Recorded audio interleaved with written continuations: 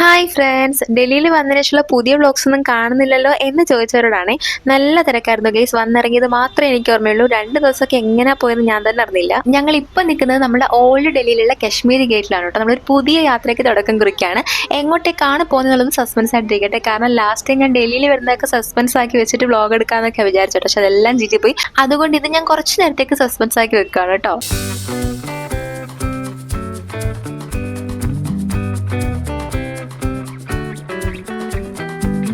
നമ്മളൊരു 6:30 ഒക്കെ ആയപ്പോൾ വീട്ടിൽ നിന്ന് ഇറങ്ങിയതാണ് കേട്ടോ. 8 o'clock നമ്മുടെ ബസ് സ്റ്റാർട്ട് ചെയ്യുന്നത്.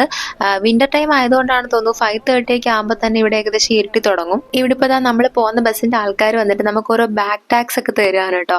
നമ്മുടെ ലഗേജിലൊക്കെ ടാഗ് ചെയ്ത് വെക്കാൻ വേണ്ടിയിട്ട്. വാമിക്കുട്ടി കൊച്ചു കുട്ടി അതുകൊണ്ട് അവർക്ക് കളിക്കാൻ വേണ്ടി ഒരെണ്ണം കൈ കൊടുത്തു കേട്ടോ. ഞാൻ ആദ്യമായിട്ടാണ് ഈ ഒരു പരിപാടി കാണുന്നത്. നമ്മൾ ഫ്ലൈറ്റിലൊക്കെ പോകുന്ന സമയത്ത് നമ്മുടെ ലഗേജ് ഒക്കെ ഇങ്ങനെ ടാഗ് ചെയ്ത് വെക്കാറില്ലേ, അതുപോലെ അതിന്റെ വേറൊരു പരിപാടി.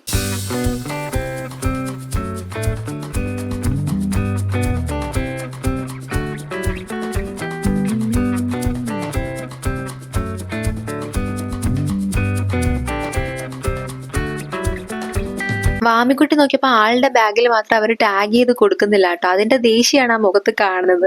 പിന്നെ ഏട്ടൻ ആ ടാഗ് വാങ്ങിച്ചിട്ട് ആളുടെ ബാഗിൽ ജസ്റ്റ് ഒന്ന് ഇട്ട് കൊടുത്തു കേട്ടോ, സമാധാനിപ്പിക്കാൻ വേണ്ടിയിട്ട്.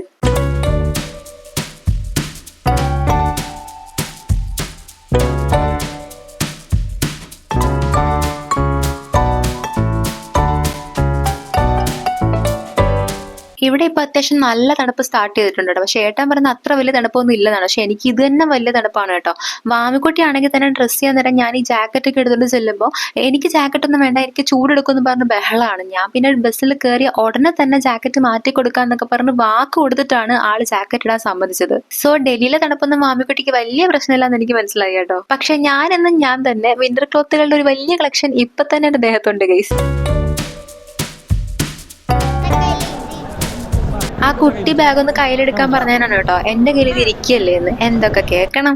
അങ്ങനത്തെ നമ്മുടെ ബസ് വന്നിട്ടോ. നമ്മളിത് അങ്ങോട്ടേക്ക് പൊയ്ക്കൊണ്ടിരിക്കുകയാണ്. അധികം ഒന്നും ഇല്ല കേട്ടോ. തൊട്ട് താഴെയാണ് ബസ് വന്ന് കിടക്കുന്നത്. ഇത്ര അധികം പേര് നമ്മുടെ ബസ്സിൽ പോകാനുള്ളവരാണ്. ഇതാണ് ബസ്, സിംഗ് ബസ്. ഇതിന്റെ ബുക്കിങ്ങും കാര്യങ്ങളൊക്കെ ഏട്ടനാണ് കേട്ടോ ചെയ്തത്. അല്ലെങ്കിൽ ഈ ഏട്ടന്റെ കൂടെ എവിടെയെങ്കിലും ഒക്കെ പോകുമ്പോൾ എനിക്ക് ഓർമ്മ വരുന്നത് ഈ കൊച്ചു കുട്ടികളെ മുതിർന്നവരുടെ കൂടെ ഒക്കെ ട്രിപ്പ് പോവില്ലേ, എന്ത് എവിടെ എങ്ങനെ അതൊന്നും നമുക്കറിയേണ്ട കാര്യമേ ഇല്ല. കൂടെ പോവുക, കാഴ്ച കാണുക, ഫുഡ് അടിക്കുക, ഉറങ്ങുക, ഇത്രയേ ഉള്ളൂ നമ്മുടെ ഡിപ്പാർട്ട്മെന്റിൽ. അങ്ങനെ നമ്മളിതാ ബസ്സിലേക്ക് കയറുകയാണ് കേട്ടോ. വാമിക്കുട്ടി വീണ്ടും പിണക്കത്തിലാണ്. കാര്യം കേട്ടാൽ നിങ്ങൾ ഞെട്ടും. വേറൊന്നുമല്ല, നമ്മള് ബസ്സിന്റെ താഴെ ആ ലഗേജ് വെക്കുന്ന സ്പേസ് കണ്ടില്ലേ, പുള്ളിക്കാരിക്ക് അവിടെ ഇരുന്ന് യാത്ര ചെയ്താൽ മതി എന്നാണ് പറയുന്നത്. അമ്മ എന്താ എന്നെ അതിനകത്ത് കയറ്റാത്തതാണ് കേട്ടോ ഈ ചോദിക്കണത്. എന്തൊക്കെ സമാധാനം പറഞ്ഞാൽ മതിയാവും. അത് മനുഷ്യന്മാർക്ക് യാത്ര ചെയ്യാനുള്ള സ്ഥലമല്ല, ലഗേജ് വെക്കാനുള്ള സ്പേസ് ആണെന്നല്ല പച്ച മലയാളത്തിൽ സമാധാനത്തിൽ പറഞ്ഞു നോക്കി. പക്ഷെ ആരോട്, എന്ത് പ്രയോജനം?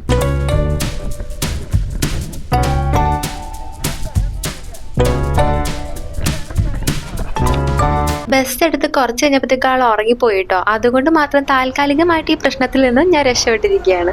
ഇടയ്ക്ക് ഇതാ ബസ് ചെറിയൊരു ടീ ബ്രേക്ക് എടുക്കാൻ വേണ്ടി നിർത്തിയിരിക്കുകയാണ് കേട്ടോ.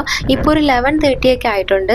അങ്ങനെ ഞങ്ങൾ ഇറങ്ങി ഓരോ ചായയൊക്കെ കുടിച്ച് വാമിക്കുട്ടിക്ക് ഒരു ചെറിയ സാൻഡ്വിച്ച് ഒക്കെ വാങ്ങിച്ചു കൊടുത്തിട്ട് ഇതാ തിരിച്ച് ബസ്സിലേക്ക് തന്നെ കയറാൻ പോവാണ്. ബസ്സിന്റെ ഉള്ളിൽ ഇരിക്കുമ്പോൾ തണുപ്പ് തീരെ അറിയുന്നുണ്ടായിരുന്നില്ല കേട്ടോ. പക്ഷെ പുറത്തിറങ്ങുമ്പോൾ നന്നായിട്ട് തണുക്കുന്നുണ്ട്.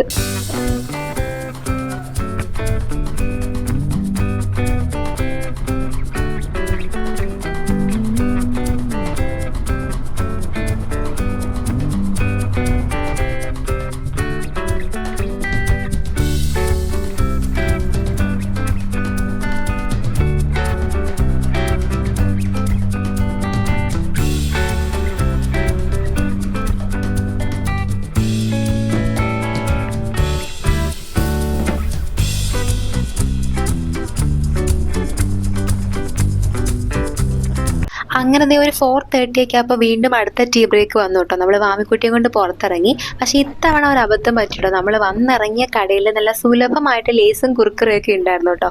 പുള്ളിക്കാരതേ ഒരു കുറുക്കുറയുടെ പാക്കറ്റ് എങ്ങനെയോ പിടിച്ചെടുത്ത് തള്ളി പിടിച്ച് വെച്ചുകൊണ്ടിരിപ്പുണ്ട്. എൻ്റെ അടുത്ത ടാസ്ക് എന്ന് പറയുന്നത് എങ്ങനെയെങ്കിലും അത് കൈക്കലാക്കുക എന്നുള്ളതാണ്.